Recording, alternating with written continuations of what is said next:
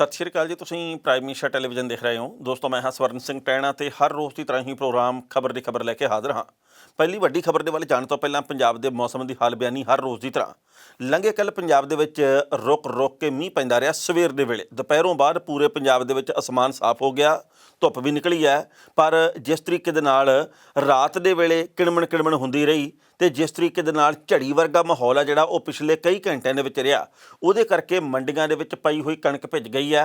ਸਾਡੇ ਨਾਲ बहुत सारे किसान ਵੀਰਾਂ ਦੇ ਵੱਲੋਂ ਸੰਪਰਕ ਕੀਤਾ ਗਿਆ ਜਿਨ੍ਹਾਂ ਨੇ ਇਹ ਦੱਸਿਆ ਕਿ ਮੰਡੀਆਂ ਦੇ ਵਿੱਚ ਪ੍ਰਬੰਧ ਵਧੀਆ ਨਹੀਂ ਹੈਗੇ, ਨਾ ਕੋਈ ਸ਼ੈੱਡ ਦਾ ਪ੍ਰਬੰਧ ਆ, ਨਾ ਹੀ ਉੱਥੇ ਕੋਈ ਤਰਪੈਲ ਦਾ ਚੰਗਾ ਪ੍ਰਬੰਧ ਆ, ਨਾ ਹੀ ਉੱਥੇ ਕੋਈ ਬਾਰਦਾਨੇ ਦਾ ਪ੍ਰਬੰਧ ਹੈ। ਸੋ ਕਿਸਾਨਾਂ ਨੇ ਗੱਲ ਕਹੀ ਹੈ ਕਿ ਅਸੀਂ ਆੜ੍ਹਤੀਆਂ ਨੂੰ ਬੇਨਤੀ ਕਰਦੇ ਹਾਂ। ਆੜ੍ਹਤੀਏ ਕਹਿ ਦਿੰਦੇ ਖਰੀਦ ਏਜੰਸੀ ਨੇ ਕੰਮ ਕਰਨਾ, ਖਰੀਦ ਏਜੰਸੀ ਕਹਿੰਦੀ ਬਾਰਦਾਨਾ ਹੈ ਨਹੀਂ। ਸੋ ਇਸ ਤਰੀਕੇ ਦੇ ਚੱਕਰ ਦੇ ਵਿੱਚ ਕਿਸਾਨ ਹਾਲ ਦੀ ਘੜੀ ਉਲਝਿਆ ਹੋਇਆ। ਬਾਕੀ ਇਹ ਆ ਵੀ ਕਿਸਾਨ ਦੀ ਕਿਸਮਤ ਦੇ ਵਿੱਚ ਇਹ ਕੁਝ ਲਿਖਿਆ ਹੋਇਆ, ਕਿਉਂਕਿ ਜਿਨ੍ਹਾਂ ਨੂੰ ਅਸੀਂ ਚੁਣਿਆ ਕਦੇ ਉਹਨਾਂ ਨੇ ਸਾਰ ਨਹੀਂ ਲਈ ਤੇ ਕੁਦਰਤ ਦੇ ਅੱਗੇ ਸਾਡਾ ਜ਼ੋਰ ਕੋਈ ਨਹੀਂ ਚੱਲਦਾ। ਹੋਰ ਫਿਰ ਕਿਸਾਨ ਕਵੇ ਕਿਹਨੂੰ ਕੁਝ, ਕਿਉਂਕਿ ਜਦੋਂ ਪਾਣੀ ਦੀ ਲੋੜ ਹੋਊਗੀ उस वक्त मीह नहीं पैना। जदों पानी की कोई लोड़ नहीं गी, खास करके जदों मीह कणी की जरूरत नहीं, मौसम साफ खुश गर्म चाहिए तो उस वक्त मीह पै जाना। तो इस करके कहने खेती करमा छेती। मौसम विभाग ने कहा कि आउंदे 24 घंटे के विच पंजाब दा मौसम स्थिर रहना, यानी कि गर्म तो खुश्क। हुण जे पहली वड्डी खबर दे वाले जाने आ, किसान अंदोलन नूं लगभग 5 महीने हो चले आ। कुछ कुछ दिनों बाद 5 महीने हो जाने पूरे दिल्ली के बार्डरां दे उत्ते बैठे हुए किसानां दे। सो इस दे बावजूद केंद्र की सरकार दे वल्लों तां सार कोई नहीं लई गई, उन्होंने तो ढीठता ही धारी हुई है। पर किसानों के वलों ये गल कही गई है कि डटे हाँ, डटे सी तो डटे रवांगे। ना तो असीं उन्ना चिर मुड़न बारे सोचा जिन्ना चिर जित नहीं हासिल हुंदी, ना ही गल पहला सोची सी, ना अज सोचनी है तो ना भविख दे विच सोचांगे। भावें सानूं इत्थे 6 महीने होर लग जाण ते भावें सानूं 2024 तक इत्थे बहना पै जे, असीं डटे ही रवांगे। असीं इत्थों जाण वालियां दे विचों नहीं आ। कमाल की गल ये है भी 5 महीने का समा होने के बावजूद पंजाब ते हरियाणा के ਵੱਖ-ਵੱਖ हिस्सों के विचों किसान काफलियां के काफले बना के जा रहे हैं। मैनूं ये चंगी लगी गल। साडे पिंड दे विचों टहणे दे विचों भी बाकी ਵੱਖ-ਵੱਖ पिंडां दे विचों भी किसान आ जिहड़े रोटेशन दे उत्ते, यानी कि किसी पिंड दे विचों 10-10 की वारी है, किसी पिंड दे विचों 50-50 की वारी है, किसी पिंड दे विचों 15-15 की वारी है, वो अपने फर्ज की पूर्ति इस वक्त भी कर रहे हैं। बार्डरां दे उत्ते बैठे हुए किसान आ जिहड़े वो इस वक्त भी हौसले दे विच आ। वो कहने भी कोई गल नहीं, हुकूमतां इन्नी छेती आपदे फैसले बदलदियां नहीं हुंदियां, पर हुकूमत दीआं चूड़ां नूं असीं हिला के जावांगे। तो ये भी गल कही है भी जेकर केंद्र की सरकार ने साडे नाल कोई वधीकी कीती कोरोना के मामले के उत्ते तो फिर असीं पंजी दा भौण भी दिखावांगे। पर इसे दरम्यान लंघे कल एक बहुत वड्डा बयान आया जिहड़ा कि किसान अंदोलन नूं एक वखरा हुलारा देण वाला, जिहड़ा कि किसान अंदोलन दे विच नवीं रूह फूकण वाला, ते जिहड़ा कि केंद्र की सरकार दे मूहरे एक बहुत वड्डी चुनौती, एक बहुत वड्डा सवाल खड़ा करन वाला। आपां जाणदे आ कि लंघे वेले दे विच कुछ क हफ्ते पहलां दी गल है, मेघालय के राजपाल सत्यपाल मलिक दे वल्लों बहुत तिखियां टिप्पणियां कीतियां गईयां सी केंद्र की सरकार दे उत्ते। किसानी दे हक दे विच बोले सी। उन्होंने कहा सी कि किसान अंदोलन अपनी थां दे उत्ते वाजिब है ते केंद्र की सरकार नूं किसानां दीआं वाजिब मंगां मन के इस मामले नूं निबेड़ना चाहिए। पर केंद्र की सरकार दे उत्ते कोई असर नहीं होया। एक सूबे दा राजपाल भी ये गल कहदा होवे, भाजपा वाले सूबे का राजपाल ये गल कहदा होवे ते भाजपा फिर भी बन के राजी ना होवे, केंद्र की सरकार दे कण ते जूं फिर ना सरके, ये बड़ी शर्मनाक स्थिति है इस वक्त। पर लंघे कल मेघालय के उस राजपाल दे वल्लों फिर गल कही गई है।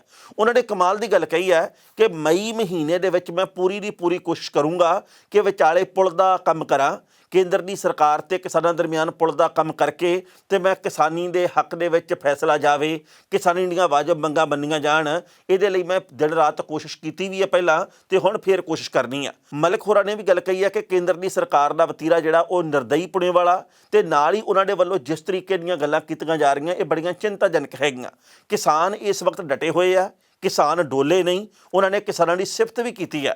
उन्होंने कहा जी कि डोलन वाले जिहड़े लोग हुंदे आ उन्होंने पिड़ पल्ले कुछ नहीं पैंदा, पर जिहड़े अडोल रहिंदे आ, जिहड़े कि डोलदे नहीं कदे तो उन्होंने जित एक ना एक दिन नसीब होंदी है। एक सूबे के राजपाल के वल्लों धिर बन के किसानी के हक दे विच खड़ जाना, ये मैं सोचदा एक वक्री ते वड्डी गल है। भावें कि कुछ क लोग छुरली छड्ड भी होणगे, लो जी इहनूं तां मोदी होरां ने आप ही प्लांट कीता होना, ये तां जी आप ही राजपाल नूं खड़ा करके ते हुण कोई ना कोई नवां पसूड़ा पाउणगे। सो ये सिर्फ गल्लां जिहड़ियां कि लोकां दे मन दे विच पैदा हो सकदियां। पर अज दी तरीक दे विच जदों पंजाब दे विच रहण वाले भी बीजेपी दे नेता किसानी दे हक दे विच नहीं बोलदे, उदों मेघालय ਜਦ ਹੀ ਰਾਜਪਾਲ ਨੂੰ ਬੋਲਣਾ ਪੈ ਰਿਹਾ ਤੇ ਅਸੀਂ ਉਹਨਾਂ ਦੀ ਸਿਫਤ ਹੀ ਕਰਾਂਗੇ, ਅਸੀਂ ਆਲੋਚਨਾ ਕਿਹੜੀ ਗੱਲੋਂ ਕਰੀਏ। ਪਹਿਲਾਂ ਇਸ ਰਿਪੋਰਟ ਦਾ ਵੇਰਵਾ ਸਾਂਝਾ ਕਰਦੇ ਹਾਂ ਤੇ ਬਾਅਦ ਵਿੱਚ ਕਰਾਂਗੇ ਟਿੱਪਣੀ। ਮੇਘਾਲਿਆ ਦੇ ਰਾਜਪਾਲ ਸੱਤਿਆਪਾਲ ਮਲਿਕ ਨੇ ਖੇਤੀ ਕਾਨੂੰਨਾਂ ਦਾ ਵਿਰੋਧ ਕਰ ਰਹੇ ਕਿਸਾਨਾਂ ਦਾ ਫਿਰ ਸਮਰਥਨ ਕੀਤਾ ਹੈ। ਹਰਿਆਣਾ ਦੀ ਚਰਖੀ ਦਾਦਰੀ ਦੀ ਸਾਂਗਵਾਨ ਖਾਪ 40 ਦੇ ਪ੍ਰਧਾਨ ਸੋਮਵੀਰ ਸਾਂਗਵਾਨ ਦੇ ਖੱਤ ਦੇ ਜਵਾਬ ਦੇ ਵਿੱਚ ਉਹਨਾਂ ਨੇ ਕਿਹਾ ਕਿ ਮੈਂ ਤੁਹਾਨੂੰ ਤੇ ਖਾਪ ਪੰਚਾਇਤ ਦੇ ਲੋਕਾਂ ਨੂੰ ਭਰੋਸਾ ਦਿਵਾਉਣਾ ਕਿ ਕਦੇ ਵੀ ਤੁਹਾਡਾ ਸਾਥ ਨਹੀਂ ਛੱਡਾਂਗਾ। ਉਹਨਾਂ ਨੇ ਕਿਹਾ ਕਿ ਮੈਂ ਪ੍ਰਧਾਨ ਮੰਤਰੀ ਤੇ ਗ੍ਰਹਿ ਮੰਤਰੀ ਨੂੰ ਇਹ ਦੱਸਣ ਦੀ ਕੋਸ਼ਿਸ਼ ਕੀਤੀ ਹੈ ਕਿ ਉਹ ਗਲਤ ਰਾਹ ਦੇ ਉੱਤੇ ਤੁਰ ਰਹੇ ਨੇ ਤੇ ਕਿਸਾਨਾਂ ਨੂੰ ਦਬਾਉਣ, ਡਰਾਉਣ ਤੇ ਧਮਕਾਉਣ ਦਾ ਯਤਨ ਨਾ ਕਰੋ। ਮੈਂ ਇਹ ਵੀ ਗੱਲ ਕਹੀ ਹੈ ਕਿ ਕਿਸਾਨਾਂ ਨੂੰ ਦਿੱਲੀ ਤੋਂ ਖਾਲੀ ਹੱਥ ਨਾ ਮੁੜਨ ਦਿੱਤਾ ਜਾਵੇ। ਮੈਂ ਮਈ ਮਹੀਨੇ ਦੇ ਪਹਿਲੇ ਹਫ਼ਤੇ ਦੇ ਵਿੱਚ ਦਿੱਲੀ ਜਾ ਰਿਹਾ ਤੇ ਇਸ ਨਾਲ ਸੰਬੰਧਿਤ ਸਾਰੇ ਨੇਤਾਵਾਂ ਦੇ ਨਾਲ ਸੰਪਰਕ ਕਰਕੇ ਕਿਸਾਨਾਂ ਦੇ ਪੱਖ ਦੇ ਵਿੱਚ ਸਹਿਮਤ ਕਰਨ ਦੀ ਕੋਸ਼ਿਸ਼ ਕਰਾਂਗਾ। ਸਾਂਗਵਾਨ ਖਾਪ 40 ਦੇ ਪ੍ਰਧਾਨ ਸੋਮਵੀਰ ਸਾਂਗਵਾਨ ਨੇ ਸੱਤਿਆਪਾਲ ਮਲਿਕ ਨੂੰ ਇੱਕ ਚਿੱਠੀ ਲਿਖੀ ਸੀ। ਇਸ ਦੇ ਜਵਾਬ ਦੇ ਵਿੱਚ ਮਲਿਕ ਨੇ ਲਿਖਿਆ ਕਿ ਤੁਸੀਂ ਆਪਣੀ ਚਿੱਠੀ ਦੇ ਵਿੱਚ ਸੰਸਦ ਦੇ ਵਿੱਚ ਪਾਸ ਕੀਤੇ ਗਏ ਖੇਤੀ ਨਾਲ ਜੁੜੇ 3 ਕਾਨੂੰਨਾਂ ਦੇ ਖਿਲਾਫ ਅੰਦੋਲਨ ਦਾ ਜ਼ਿਕਰ ਕੀਤਾ ਹੈ। ਦੇਸ਼ ਦੇ ਕਿਸਾਨਾਂ ਨੇ ਸ਼ਾਂਤੀਪੂਰਨ ਤਰੀਕੇ ਦੇ ਨਾਲ ਇੱਕ ਸ਼ਾਨਦਾਰ ਤੇ ਲੰਮੀ ਲੜਾਈ ਲੜੀ ਹੈ। ਇਸ ਲੜਾਈ ਦੇ ਵਿੱਚ ਆਪਣੇ ਲਗਭਗ 300 ਕਿਸਾਨ ਸਾਥੀਆਂ ਨੂੰ ਗਵਾਇਆ। ਸਰਕਾਰ ਦਾ ਰਵੱਈਆ ਨਿੰਦਾਪੂਰਨ ਹੈ ਤੇ ਇੰਨਾ ਵੱਡਾ ਹਾਦਸਾ ਹੋਣ ਦੇ ਬਾਵਜੂਦ ਕੇਂਦਰ ਸਰਕਾਰ ਨੇ ਇੱਕ ਵਾਰ ਵੀ ਅਫਸੋਸ ਤੱਕ ਜ਼ਾਹਰ ਨਹੀਂ ਕੀਤਾ। ਸਰਕਾਰ ਨੇ ਕਿਸਾਨਾਂ ਨਾਲ ਕੋਈ ਸੰਵਾਦ ਨਾ ਕਰਦੇ ਹੋਏ ਉਹਨਾਂ ਦੇ ਅੰਦੋਲਨ ਨੂੰ ਤੋੜਨ ਤੇ ਬਦਨਾਮ ਕਰਨ ਦੀ ਕੋਸ਼ਿਸ਼ ਕੀਤੀ ਹੈ। ਮੈਂ ਸਾਰੇ ਕਿਸਾਨਾਂ ਨੂੰ ਸ਼ਾਬਾਸ਼ ਦੇਣਾ ਚਾਹੁੰਦਾ। ਉਹ ਸਰਕਾਰ ਦੇ ਝਾਂਸੇ ਦੇ ਵਿੱਚ ਨਾ ਫਸਣ ਤੇ ਆਪਣੀ ਏਕਤਾ ਨੂੰ ਕਾਇਮ ਰੱਖਣ। ਖਾਪ ਪੰਚਾਇਤ ਤੇ ਤੁਹਾਡੀ ਮੇਰੇ ਤੋਂ ਜੋ ਉਮੀਦ ਹੈ, ਮੈਂ ਉਸ ਸਿਲਸਿਲੇ ਦੇ ਵਿੱਚ ਆਪਣੇ ਪੱਧਰ ਦੇ ਉੱਤੇ ਕਾਫੀ ਯਤਨ ਕਰ ਚੁੱਕਿਆ। ਮੈਂ ਕਿਸਾਨ ਅੰਦੋਲਨ ਦੇ ਮੁੱਦੇ ਦੇ ਉੱਤੇ ਪ੍ਰਧਾਨ ਮੰਤਰੀ ਤੇ ਗ੍ਰਹਿ ਮੰਤਰੀ ਨਾਲ ਗੱਲਬਾਤ ਕੀਤੀ ਸੀ ਤੇ ਉਹਨਾਂ ਨੂੰ ਸੁਝਾਅ ਦਿੱਤਾ ਸੀ ਕਿ ਕਿਸਾਨਾਂ ਦੀਆਂ ਜਾਇਜ਼ ਮੰਗਾਂ ਮੰਨ ਕੇ ਨਿਆਂ ਕੀਤਾ ਜਾਵੇ। ਮੈਂ ਮੀਟਿੰਗ ਦੇ ਵਿੱਚ ਸਪਸ਼ਟ ਕੀਤਾ ਹੈ ਕਿ ਕਿਸਾਨਾਂ ਦੇ ਅੰਦੋਲਨ ਨੂੰ ਦਬਾਇਆ ਨਹੀਂ ਜਾ ਸਕਦਾ। ਕੇਂਦਰ ਸਰਕਾਰ ਨੂੰ ਹੱਲ ਕੱਢਦੇ ਹੋਏ ਕਿਸਾਨ ਮੰਗਾਂ ਮੰਨਣੀਆਂ ਚਾਹੀਦੀਆਂ। ਮੈਂ ਅੱਗੇ ਵੀ ਇਸ ਤਰ੍ਹਾਂ ਦੀ ਕੋਸ਼ਿਸ਼ ਕਰਦਾ ਰਹਾਂਗਾ। ਇਸ ਲਈ ਜੋ ਵੀ ਕੁਝ ਹੋ ਸਕਿਆ ਮੈਂ ਉਹ ਕਰਾਂਗਾ। ਇਸ ਖਬਰ ਦੇ ਉੱਤੇ ਟਿੱਪਣੀ ਕਰਦੇ ਦੋਸਤੋ, ਪਹਿਲੀ ਗੱਲ ਤਾਂ ਅਸੀਂ ਕਹਾਂਗੇ ਕਿ ਸੱਤਿਆਪਾਲ ਮਲਿਕ ਰਾਜਪਾਲ ਦੇ ਵੱਲੋਂ ਕਈ ਵਾਰ ਇਸ ਤੋਂ ਪਹਿਲਾਂ ਵੀ ਕਿਸਾਨਾਂ ਦੇ ਹੱਕ ਦੇ ਵਿੱਚ ਬੋਲਿਆ ਗਿਆ। ਸ਼ਾਇਦ ਤੁਹਾਨੂੰ ਚੇਤੇ ਹੋਵੇ ਕਿ ਉਹਨਾਂ ਨੇ ਕਿਹਾ ਸੀ ਕਿ ਜਦੋਂ ਯੂਪੀ ਦੇ ਗਾਜ਼ੀਪੁਰ ਬਾਰਡਰ ਦੇ ਉੱਤੇ ਪੁਲਿਸ ਫੜਨ ਦੇ ਲਈ ਆਈ ਸੀ ਰਾਕੇਸ਼ ਟਕੈਤ ਨੂੰ, ਤੇ ਉਸ ਵਕਤ ਵੀ ਮੇਰੇ ਕਹਿਣ ਦੇ ਉੱਤੇ ਹੀ ਪੁਲਿਸ ਨੇ ਰਾਕੇਸ਼ ਟਕੈਤ ਨੂੰ ਹੱਥ ਨਹੀਂ ਸੀ ਪਾਇਆ, ਉਹਨੂੰ ਗ੍ਰਿਫਤਾਰ ਕਰਕੇ ਨਹੀਂ ਲਗਾਈ ਸੀ। ਸੋ ਇਹ ਮੈਂ ਸੋਚਦਾ ਕਿ ਇੱਕ ਬਹੁਤ ਵੱਡੀ ਗੱਲ ਹੈ। ਜੇਕਰ ਇਹ ਇਵੇਂ ਹੈ ਜਿਵੇਂ ਕਿ ਉਹਨਾਂ ਦੇ ਵੱਲੋਂ ਦਾਅਵਾ ਕੀਤਾ ਗਿਆ ਸੀ ਤਾਂ ਮੈਂ ਸੋਚਦਾ ਇਹ ਇੱਕ ਬੜੀ ਚੰਗੀ ਗੱਲ ਹੈ, ਕਿਉਂਕਿ ਜੇਕਰ ਉਸ ਦਿਨ ਟਕੈਤ ਦੀ ਗ੍ਰਿਫਤਾਰੀ ਹੋ ਜਾਂਦੀ ਤਾਂ ਹੁਣ ਤੱਕ ਇਹ ਅੰਦੋਲਨ ਹੈ ਤੋਂ ਸੀ ਹੋ ਜਾਣਾ ਸੀ ਤੇ ਸ਼ਾਇਦ ਸਾਡੇ ਵਿੱਚੋਂ ਕਈਆਂ ਨੇ ਇਸ ਗੱਲ ਨੂੰ ਭੁੱਲ ਵੀ ਜਾਣਾ ਸੀ ਕਿ ਬਾਰਡਰਾਂ ਦੇ ਉੱਤੇ ਇੱਕ ਅੰਦੋਲਨ ਵੀ ਚੱਲਿਆ ਸੀ। ਇਹ ਤਾਂ ਟਕੈਤ ਦੇ ਅਥਰੂਆਂ ਦੀ ਕਦਰ ਕਰਗੇ ਜਾਂ ਫਿਰ ਅਸੀਂ ਸੱਤਿਆਪਾਲ ਮਲਿਕ ਦੇ ਯਤਨ ਦੀ ਜਿਹੜੀ ਸ਼ਲਾਘਾ ਕਰਗੇ ਜਿਹਦੇ ਕਰਕੇ ਇਹ ਅੰਦੋਲਨ ਹਾਲੇ ਤੱਕ ਬਚਿਆ ਹੋਇਆ, ਤੇ ਜਾਂ ਫਿਰ ਉਹਨਾਂ ਸਾਰੇ ਹੀ ਸਿਰੜੀ ਕਿਸਾਨਾਂ, ਸਾਰੇ ਕਿਸਾਨ ਆਗੂਆਂ ਦਾ ਧੰਨਵਾਦ ਕਰਗੇ ਜਿਹੜੇ ਕਿ ਹਾਲੇ ਤੱਕ ਡਟੇ ਹੋਏ ਆ, ਜਿਹੜੇ ਕਿ ਲੱਖ ਪ੍ਰਸਥਿਤੀਆਂ ਦੇ ਬਾਵਜੂਦ ਆਪਦੇ ਪੈਰ ਪਛਾਣ ਨੂੰ ਖਿੱਚਣ ਦੀ ਥਾਂ ਦੇ ਉੱਤੇ ਅੱਗੇ ਤੋਂ ਅੱਗੇ ਵਧ ਰਹੇ ਆ।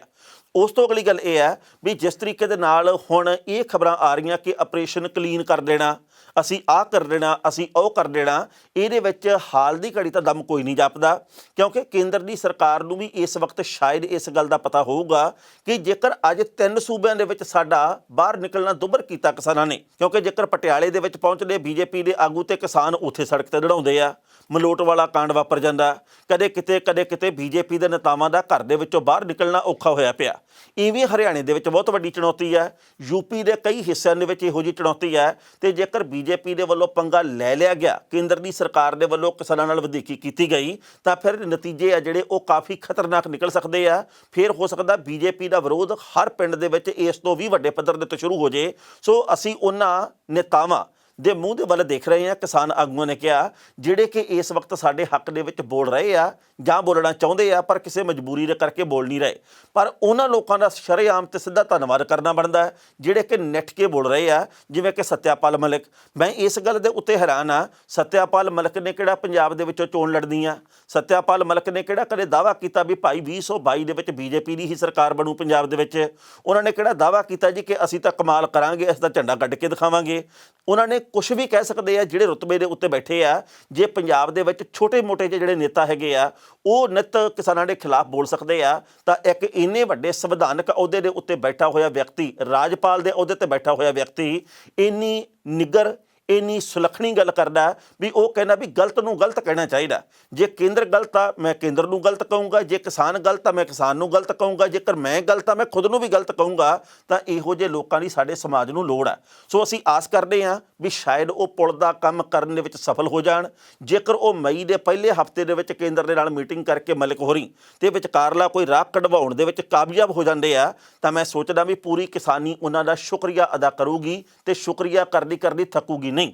ਪਰ ਇਹ ਵੀ ਗੱਲ ਹੈ ਵੀ ਜੇਕਰ ਕੇਂਦਰ ਨੇ ਉਹਨਾਂ ਦੀ ਨਾ ਮੰਨੀ ਜਾਂ ਜਿਸ ਤਰੀਕੇ ਦੇ ਨਾਲ ਉਹ ਕਿਸਾਨੀ ਦੇ ਪੱਖ ਦੇ ਵਿੱਚ ਬੋਲੇ ਆ ਤੇ ਅੱਗੋਂ ਉਹਨਾਂ ਨੂੰ ਕੋਈ ਝਾੜ ਝੰਬ ਕੀਤੀ ਤਾਂ ਫਿਰ ਉਹ ਆਪਣਾ ਅਗਲਾ ਰੁਖ ਵੀ ਪਲਟਾਉਣਗੇ। ਤੇ ਉਹਨਾਂ ਨੇ ਪਿੱਛੇ ਜੇ ਵੀ ਗੱਲ ਕਹੀ ਸੀ ਵੀ ਜੇਕਰ ਇਹ ਸਾਰਾ ਕੁਝ ਬੋਲਣ ਦੇ ਕਰਕੇ ਕੇਂਦਰ ਦੇ ਵੱਲੋਂ ਮੇਰੇ ਖਿਲਾਫ ਕੋਈ ਕਾਰਵਾਈ ਕੀਤੀ ਜਾਂਦੀ ਹੈ, ਮੰਨ ਲਓ ਮੈਨੂੰ ਰਾਜਪਾਲ ਦੇ ਅਹੁਦੇ ਤੋਂ ਲਾਹ ਦਿੱਤਾ ਜਾਂਦਾ, ਤਾਂ ਹੁਣ ਮੈਂ ਰਾਜਪਾਲ ਹੋਣ ਦੇ ਨਾਤੇ ਕਿਸਾਨੀ ਦੇ ਹੱਕ ਦੇ ਵਿੱਚ ਬੋਲਦਾ ਤੇ ਫਿਰ ਮੈਂ ਸਾਬਕਾ ਰਾਜਪਾਲ ਹੋਣ ਦੇ ਨਾਤੇ ਕਿਸਾਨੀ ਦੇ ਹੱਕ ਦੇ ਵਿੱਚ ਬੋਲੂੰਗਾ। ਤੇ ਸਤਿਆਪਾਲ ਮਲਿਕ ਬਹੁਤ ਉੱਚੇ ਉੱਚੇ ਅਹੁਦੇ ਦੇ ਉੱਤੇ ਰਹੇ ਆ, ਉਹ ਲੋਕ ਸਭਾ ਦੇ ਮੈਂਬਰ ਵੀ ਰਹੇ ਆ, ਉਹ ਮੰਤਰੀ ਵੀ ਰਹੇ ਆ, ਉਹ ਹੋਰ ਵੱਖ-ਵੱਖ ਮੁਰਾਤਬਿਆਂ ਦੇ ਉੱਤੇ ਵੀ ਰਹੇ ਆ। ਸੋ ਉਹਨਾਂ ਦੇ ਕਹੀ ਹੋਈ ਗੱਲ ਦਾ ਬਹੁਤ ਵੱਡਾ ਅਰਥ ਆ, ਬਹੁਤ ਵੱਡਾ ਮਹੱਤਵ ਆ, ਬਸ਼ਰਤੇ ਕੇਂਦਰ ਦੀ ਸਰਕਾਰ ਦੇ ਉੱਤੇ ਅਸਰ ਹੋਵੇ। ਤੇ ਜੇਕਰ ਹਾਲੇ ਵੀ ਅਸਰ ਨਹੀਂ ਹੁੰਦਾ ਤਾਂ ਫਿਰ ਤਾਂ ਚਮੜੀ ਗੈਂਡੇ ਵਾਲੀ ਆ, ਫਿਰ ਇਹਦਾ ਹੱਲ ਵੀ ਕੋਈ ਨਹੀਂ ਨਿਕਲ ਸਕਦਾ। ਪਰ ਵਕਤ ਦੱਸੂਗਾ ਵੀ ਕੀ ਬਣਦਾ, ਕਿਉਂਕਿ ਰਾਜੇ ਬਹੁਤ ਸਾਰੇ ਆਏ ਆ, ਬਹੁਤ ਸਾਰੇ ਲੋਕਾਂ ਨੇ ਆ ਕੇ ਇੱਥੇ ਸਮੇਂ-ਸਮੇਂ ਦੇ ਉੱਤੇ ਜਿਹੜੇ ਕਹਿੰਦੇ ਸੀ ਅਸੀਂ ਪੂਰੀ ਦੁਨੀਆ ਜਿੱਤ ਲੈਣੀ ਆ, ਉਹਨਾਂ ਦਾ ਕੁਝ ਨਹੀਂ ਪਤਾ ਲੱਗਾ। ਤੇ ਇਸ ਵਕਤ ਚਾਹੀਦਾ ਤਾਂ ਇਹ ਹੈ ਕਿ ਜੇਕਰ ਦੇਸ਼ ਦੇ ਲੋਕਾਂ ਨੇ ਵੋਟਾਂ ਪਾ ਕੇ ਸਨਮਾਨ ਵਾਲੀ ਥਾਂ ਦੇ ਉੱਤੇ ਬਿਠਾਇਆ ਤੇ ਫਿਰ ਉਹਨਾਂ ਦੇ ਸਨਮਾਨ ਦੀ ਕਦਰ ਕੀਤੀ ਜਾਵੇ, ਫਿਰ ਉਹਨਾਂ ਦਾ ਵੀ ਸਨਮਾਨ ਰੱਖਿਆ ਜਾਵੇ। ਪਰ ਇਸ ਵਕਤ ਇਹ ਪ੍ਰਕਿਰਿਆ ਚੱਲ ਨਹੀਂ ਰਹੀ। ਇਸ ਵਕਤ ਸਿਰਫ ਤੇ ਸਿਰਫ ਝਕਾਨੀਆਂ ਦੇਣ ਦਾ ਪ੍ਰੋਗਰਾਮ ਚੱਲ ਰਿਹਾ ਤੇ ਕਿਸਾਨ ਦੇਖ ਰਹੇ ਆ ਵੀ ਕਿੰਨੀ ਕੁ ਦੇਰ ਇਹ ਸਾਰਾ ਕੁਝ ਹੁੰਦਾ। ਨਵਜੋਤ ਸਿੰਘ ਸਿੱਧੂ ਤੀਜੇ ਕਰੜ ਕੋਈ ਨਾ ਕੋਈ ਗੱਲ ਕਹਿੰਦੇ ਹੁੰਦੇ ਆ, ਉਹਨਾਂ ਦੀ ਗੱਲ ਦੇ ਉੱਤੇ ਕਈ ਲੋਕ ਅਮਲ ਕਰਦੇ ਆ, ਕਈ ਲੋਕ ਕਹਿੰਦੇ ਵੀ ਇਹ ਤਾਂ ਗੱਲਾਂ ਹੁਣ ਬੇਅਸਰ ਆ। ਕਈ ਲੋਕਾਂ ਦਾ ਇਹ ਕਹਿਣਾ ਵੀ ਸਿੱਧੂ ਨੇ ਤਾਂ ਬਿਲਕੁਲ ਉਹੀ ਫੀਲਿੰਗ ਲੈਣੀ ਹੈ ਜਿਵੇਂ ਕਿ ਉਹ ਕਪਿਲ ਸ਼ਰਮਾ ਦੇ ਸ਼ੋਅ ਦੇ ਵਿੱਚ ਸੋਫੇ ਦੇ ਉੱਤੇ ਬੈਠ ਕੇ ਲੈਂਦੇ ਹੁੰਦੇ ਆ ਵੀ ਸ਼ੇਰ ਛੱਡੋ, ਕੋਈ ਨਾ ਕੋਈ ਗੱਲ ਕਹੋ ਤੇ ਟਕਾ ਕੇ ਠੋਕੋ, ਬਸ ਆਹ ਗੱਲ ਕਰੋ।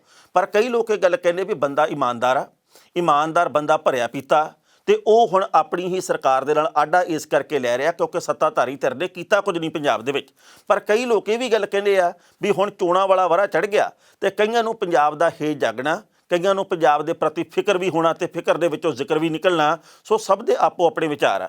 ਲੰਘੇ ਕੱਲ ਸਿੱਧੂ ਨੇ ਫੇਰ ਇਹ ਗੱਲ ਕਹੀ ਆ, ਉਹਨੇ ਟਵੀਟ ਕਰਕੇ ਆਖਿਆ ਕਿ ਸ਼ੇਰ ਛੱਡਿਆ, ਕਹਿੰਦੇ ਹਮ ਤੋਂ ਡੂਬੇ ਹੈ ਸਨਮ ਤੁਝੇ ਵੀ ਲੈ ਡੂਬेंगे। ਉਹਦੇ ਅਰਥ ਇਹ ਕੱਢੇ ਜਾ ਰਹੇ ਆ ਵੀ ਸ਼ਾਇਦ ਉਹ ਕਹਿਣਾ ਚਾਹੁੰਦੇ ਜੀ ਕਿ ਅਸੀਂ ਤਾਂ ਡੁੱਬੇ ਆ ਪਰ ਕੈਪਟਨ ਸਾਹਿਬ ਤੁਹਾਨੂੰ ਵੀ ਲੈ ਡੁੱਬਾਂਗੇ। ਕਈ ਲੋਕ ਇਹ ਅਰਥ ਕੱਢਦੇ ਆ ਵੀ ਸਿੱਧੂ ਹੋਰਾਂ ਨੇ ਇਹ ਸੰਕੇਤਕ ਤੌਰ ਦੇ ਉੱਤੇ ਗੱਲ ਕਹੀ ਆ ਕਿ ਅਸੀਂ ਤਾਂ ਕਿਸੇ ਹੋਰ ਪਾਸੇ ਨਿਕਲ ਜਾਂਗੇ, ਤੈਰ ਕੇ ਨਿਕਲ ਜਾਂਗੇ, ਪਰ ਕੈਪਟਨ ਸਾਹਿਬ ਤੁਹਾਨੂੰ ਤਾਂ ਪੱਕਾ ਹੀ ਲੈ ਡੁੱਬਾਂਗੇ। ਹੁਣ ਉਹਨਾਂ ਦੇ ਕਹਿਣ ਦਾ ਅਰਥ ਕੀ ਆ, ਹਰ ਬੰਦਾ ਉਹਨਾਂ ਦੇ ਸ਼ੇਅਰ ਦੇ ਆਪੋ ਆਪਣੇ ਅਰਥ ਕੱਢਦਾ ਆਪੋ ਆਪਣੀ ਬੁੱਧੀ ਦੇ ਮੁਤਾਬਕ। ਪਰ ਇਕੱਲੇ ਸ਼ੇਅਰਾਂ ਦੇ ਅਰਥ ਹੀ ਨਾ ਰਹਿ ਜਾਣ, ਇਕੱਲੇ ਆਪਣੇ ਕੋਲੇ ਸ਼ੇਅਰ ਹੀ ਨਾ ਰਹਿ ਜਾਣ। ਇਸ ਕਰਕੇ ਨਵਜੋਤ ਸਿੰਘ ਸਿੱਧੂ ਨੂੰ ਹੁਣ ਇਸ ਮੌਕੇ ਦੇ ਉੱਤੇ ਆ ਕੇ ਇੱਕ ਪਾਸਾ ਕਰ ਦੇਣਾ ਚਾਹੀਦਾ। ਉਹ ਕਾਂਗਰਸ ਦੇ ਵਿੱਚ ਹੀ ਜੇਕਰ ਰਹਿਣਾ ਚਾਹੁੰਦੇ ਆ ਤਾਂ ਨਿੱਠ ਕੇ ਕਾਂਗਰਸ ਦੇ ਵਿੱਚ ਰਹਿਣ ਤੇ ਇਹ ਗੱਲ ਕਹਿਣ ਕਿ ਜੋ ਗਲਤੀਆਂ ਹੋਈਆਂ ਉਹ ਅਸੀਂ ਭਵਿੱਖ ਦੇ ਵਿੱਚ ਨਹੀਂ ਦੁਹਰਾਵਾਂਗੇ। ਤੇ ਜੇ ਉਹ ਪਾਰਟੀ ਛੱਡ ਕੇ ਕਿਤੇ ਹੋਰ ਜਾਣਾ ਚਾਹੁੰਦੇ ਜਾਂ ਨਵੀਂ ਪਾਰਟੀ ਖੜੀ ਕਰਨੀ ਚਾਹੁੰਦੇ ਆ ਤਾਂ ਵੀ ਉਹਨਾਂ ਨੂੰ ਛੇਤੀ ਕਰ ਲੈਣਾ ਚਾਹੀਦਾ, ਕਿਉਂਕਿ ਜਿੰਨੀ ਉਹ ਦੇਰੀ ਦੇ ਨਾਲ ਇਹੋ ਜਿਹਾ ਫੈਸਲਾ ਲੈਣਗੇ ਪੰਜਾਬ ਦੇ ਲੋਕਾਂ ਦੀ ਬੇਭਰੋਸਗੀ ਓਨੀ ਵਧਣੀ ਆ।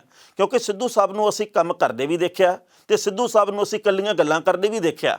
ਤੇ ਹੁਣ ਲੋਕ ਆ ਜਿਹੜੇ ਉਕਤਾਏ ਜੇ ਪਏ ਆ, ਲੋਕ ਬੋਰ ਜੇ ਹੋਏ ਪਏ ਆ ਵੀ ਕੁਝ ਕਰਕੇ ਵੀ ਦਿਖਾਉਣ। ਯਾਰ ਗੱਲਾਂ ਨੂੰ ਅਸੀਂ ਕਿੰਨਾ ਕੁ ਚਿਰ ਸੁਣੀ ਜਾਈਏ, ਗੱਲਾਂ ਦਾ ਅਸੀਂ ਕਿੰਨਾ ਕੁ ਚਿਰ ਆਨੰਦ ਮਾਣੀਏ। ਇੱਕ ਵੇਲਾ ਸੀ ਜਦੋਂ ਸਿੱਧੂ ਦਾ ਭਾਸ਼ਣ ਆ ਜਿਹੜਾ ਉਹ ਲੋਕ ਸਾਹ ਰੋਕ ਕੇ ਸੁਣਦੇ ਸੀ, ਪਰ ਅੱਜ ਲੋਕਾਂ ਦੀ ਥੋੜ੍ਹੀ ਜਿਹੀ ਧਾਰਨਾ ਬਦਲੀ ਹੈ। ਸਿੱਧੂ ਹੋਰੀ ਕਾਬਲ ਵਿਅਕਤੀ ਹੈ, ਉਹ ਫੇਰ ਪਹਿਲਾਂ ਵਾਲੀ ਲੀਹ ਦੇ ਉੱਤੇ ਆਪਣਾ ਸਾਰਾ ਸਿਸਟਮ ਲਿਆ ਸਕਦੇ ਆ।